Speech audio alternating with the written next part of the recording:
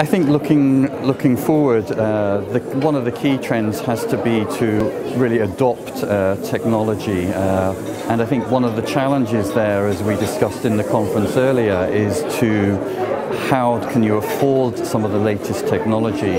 And I'm talking here about technology related to patients, for example, so patient-centric technology, wearable devices, for example, things that will ultimately allow us to gather more data from the patients, more reliable data, but at the same time, the trend of adopting that technology is a little challenging because it's breaking new ground.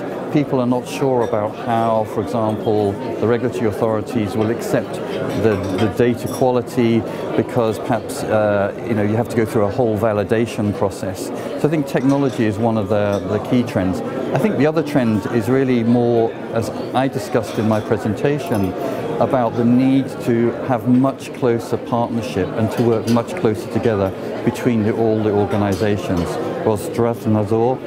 As the regulatory authority, the sponsors, and of course the CROs as well. I guess in terms of opportunity, it comes back to the partnership aspect again. I think the opportunity to develop more clinical trials in Russia, for example, has to come from closer collaboration, particularly with external partners.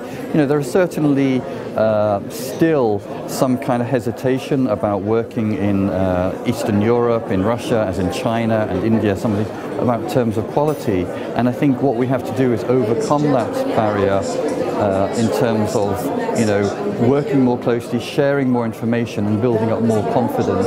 I think is extremely valuable. I think you have this real opportunity to interface with people, the different parties from the clinical trial environment. So the health authorities, investigators, sponsors, CROs, and to really share ideas. And I think, to leave a conference is not to leave that conference with understanding of everything, but the key thing is to be able to take away one or two key messages, and not just take away the messages, to actually then implement those ideas and to change the way that you work.